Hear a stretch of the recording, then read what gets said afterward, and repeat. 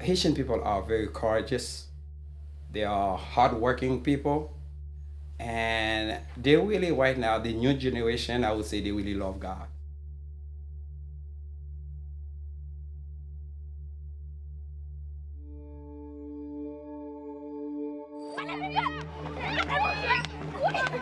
The young people, they are looking for God.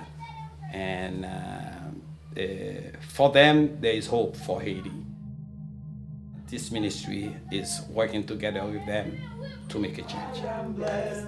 I am blessed. I am blessed. Every day that I live, I am blessed. When I wake up in the morning, till I wake my head to west, I am blessed. I am blessed. Thank you so much. Make me feel very proud of you. Sit down. I would say the Haitian people are surviving, but they will not really not live a life.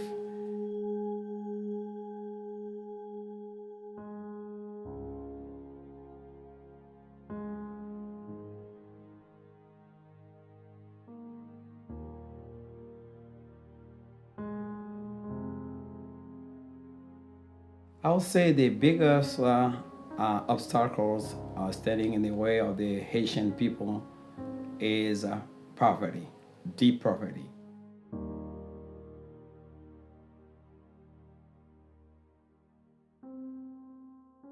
All the resources of the country, they are either destroyed or no government to take advantage of the blessing that God gave to Haiti. It's not God love another country better than Haiti, but 4 years after our independence, we only have corrupted governments. It has been like that for years, even when I grew up. And until today I came back, I don't see any real change in the country.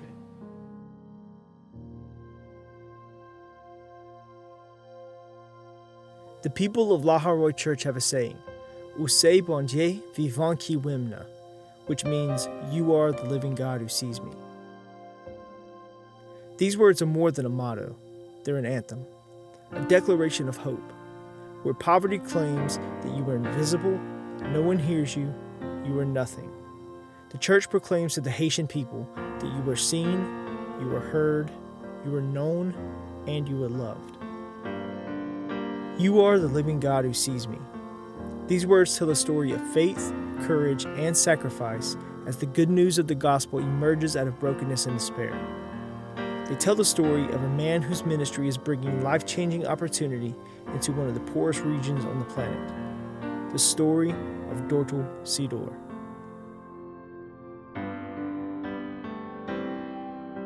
Basically, I was born in a very poor family, and I am the seventh child. And at the age of 5, my father abandoned my mother, but she was really a very faithful servant of God. She managed to help me to get my first bachelor degree in Haiti, and I worked for a college in Port-au-Prince for 3 years before I moved to US in 1982, looking for a better life. Pastor Sidor, his wife Lillian, and their 2 small children arrived in the U.S. with nothing except a suitcase of clothes and a small amount of cash.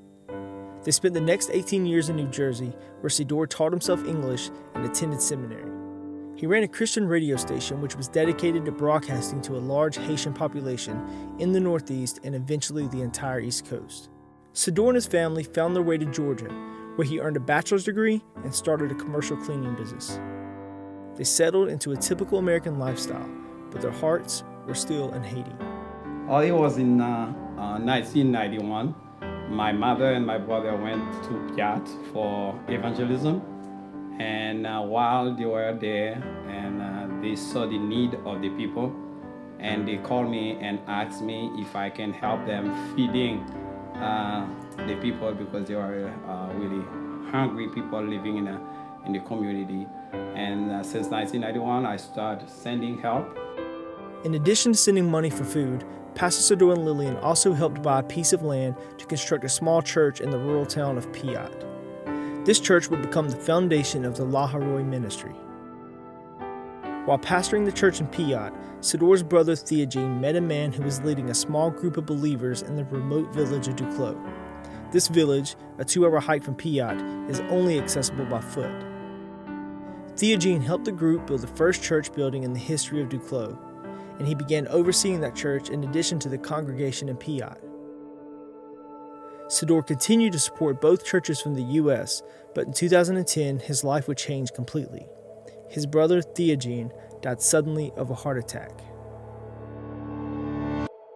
Sunday after the funeral, and I was ministered to the people, and when I looked at the faces, I could see that I have in front of me a bunch of desperate people. And I was thinking about that before I left to go back to Georgia. And while I was sitting at the airport waiting for my next flight in Miami, I felt that the Holy Spirit asked me, what are you going to do with those people you have seen in Piat? And when I get back home, I sat down with my wife and told my wife how I felt and how I felt the Holy Spirit talked to my heart about Haiti. And we start praying about it. And after that, we sat down together and have decided to come back to Haiti to work full time because we didn't want to let this ministry fall apart. In December 2011, Sador left his comfortable American life behind. God had been preparing him for this moment for 20 years. When I decided to go back to Haiti, many of my friends said that Sador is crazy because usually people don't leave United States and go back to live in Haiti. And until today, I have some friends who still believe that was not a good choice, leaving my children and everything else to go back to Haiti. But I'm so pleased now with God is doing, and I know one day they will see that God has a plan for me, and that was a good choice that I made. After returning to Haiti, Pastor Sador took the place of his brother in leading the congregations in Piat and Duclos. He also planted a new church a few miles away in the coastal town of Montouil. Even though the church in Montouil is relatively new, it has grown tremendously over the past 5 years. And on some Sundays, there is standing room only. 2 more churches have been planted in nearby villages within the past few months. To open our new churches, what we do is we usually take like 3 or 4 days. We go house to house for evangelisms in the morning and afternoon. In the place where we're going to open the church, we have like a crusade for 3 nights. We do that outdoors because we don't have a church built yet. We put our sound system, we blow the gospel around the area. Each congregation has its own leadership and staff, but all of these churches are overseen by Pastor Sador. The churches are an essential part of the community, loving their neighbor by caring for the elderly, disabled, and poor while combating the spiritual darkness of voodoo. They know that poverty alleviation is much deeper than providing material goods to the most vulnerable. Their ultimate goal is to spread the gospel, to tell the world that there's a God who sees them.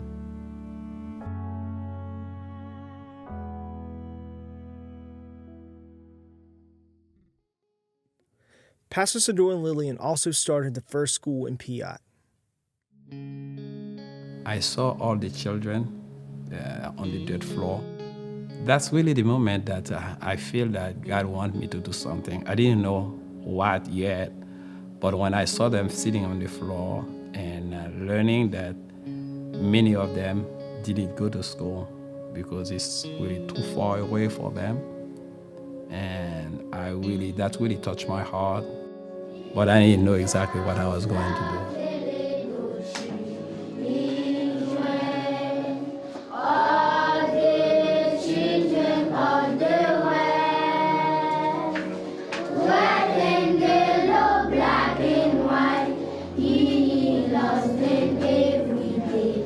Jesus loves the little children.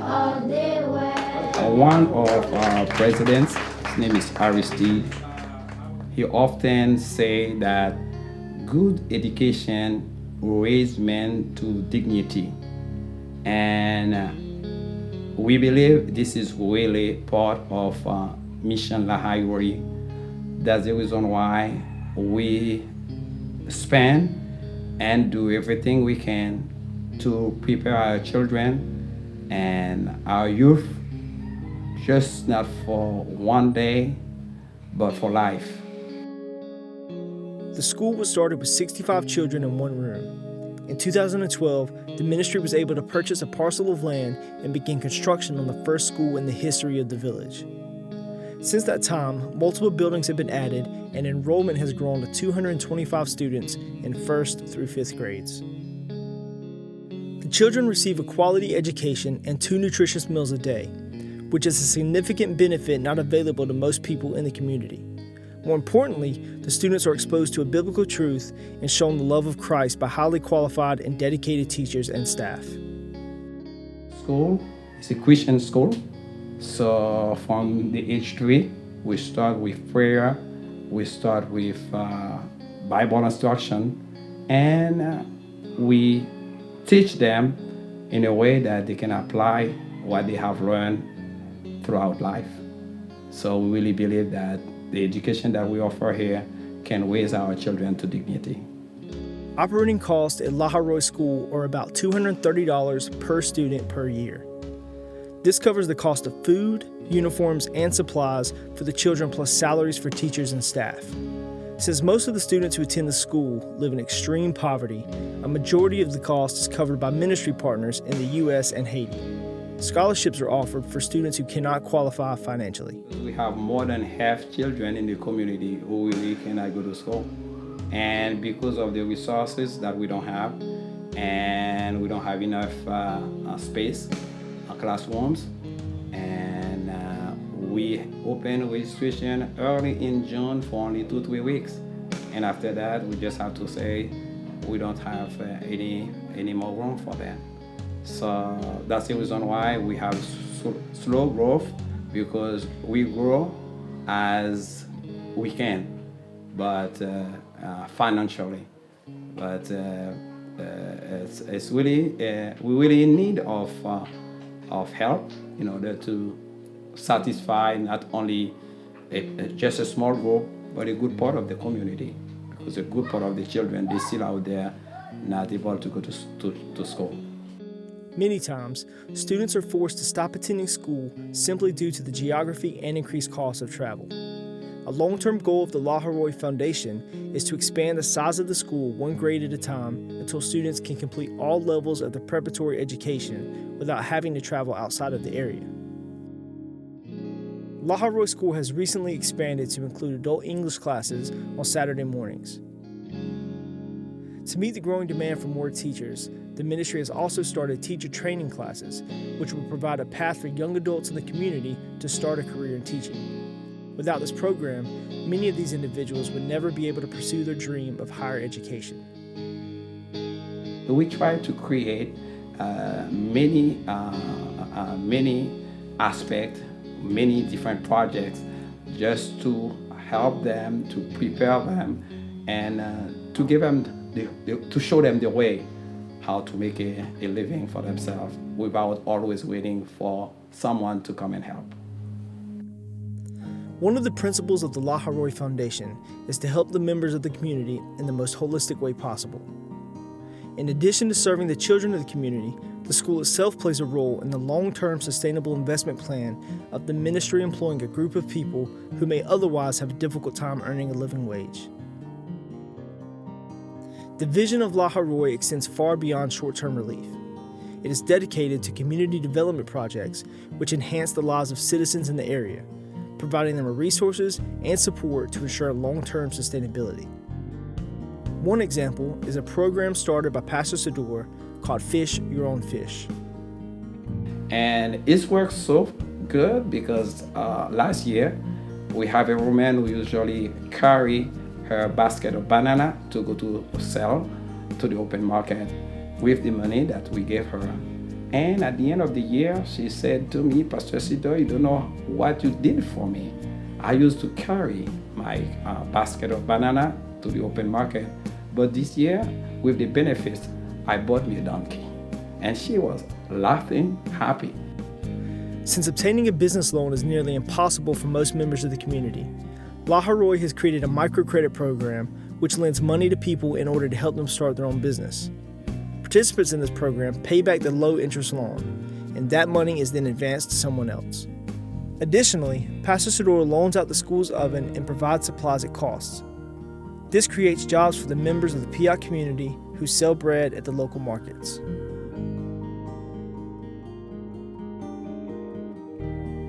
The Lahai-Roi Foundation has also completed other community improvement projects, such as constructing a water reservoir, repairing roads, and rebuilding homes destroyed by Hurricane Matthew in the fall of 2016.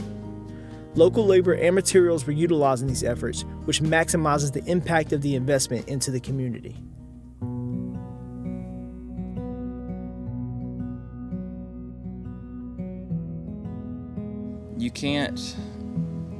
You really just can't put into words. It's hard to describe to someone else until you see it yourself.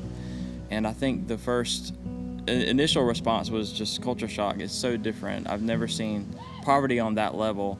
But then as you get to know the people better and you visit with the different towns and the different churches and people in the community, you really begin to get a sense of who the people are here.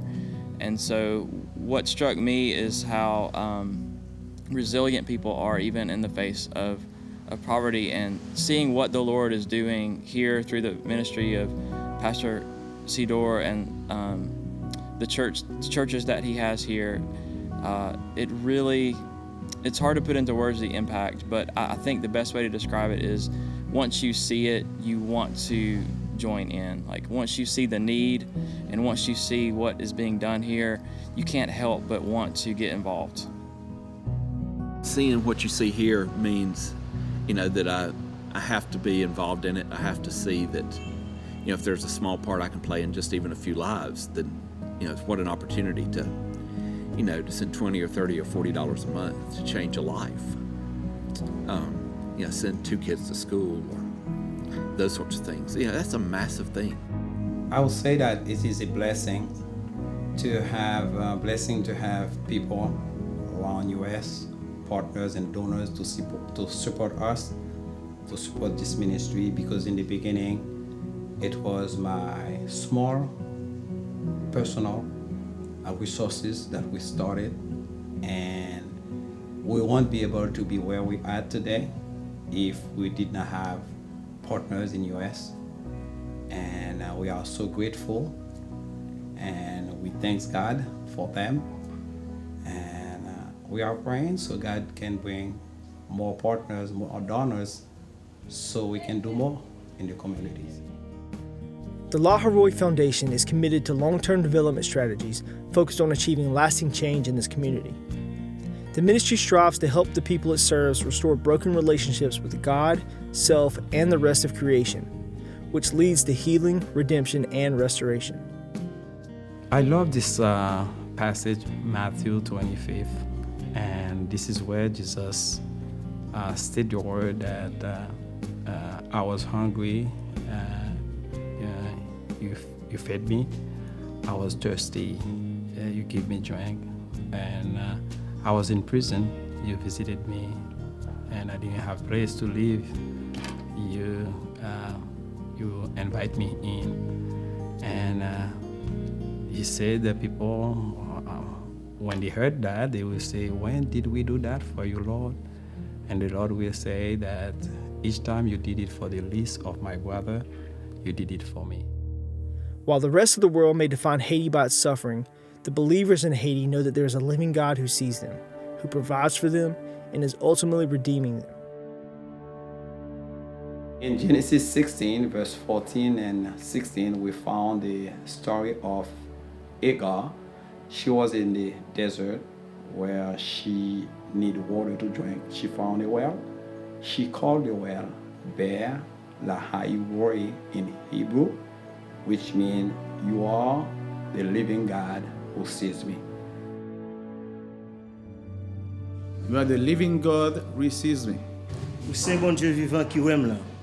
You are the living God who sees me. You are the living God who sees me. You are the living God.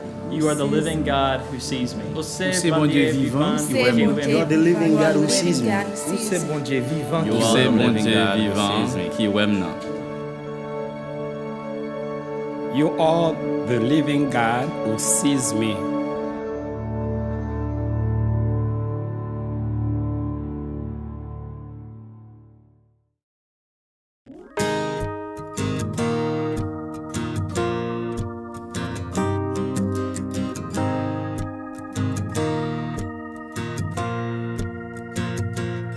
A grain of salt into the sea is the miracle of giving love. But when you sail upon the water free, it will carry you along. It will carry you along. It's a hand that reaches out to heal. It's a whisper in a crowded room. When they've forgotten how a simple touch can feel when they need to hear the truth. When they need to hear the truth. A taste of wine, of bread divine will ever be enough. It's never our joy or pain. We bid the kingdom come with only small things, great love. With only small things, great love. It's a fish that feeds the multitude. It's a cup of water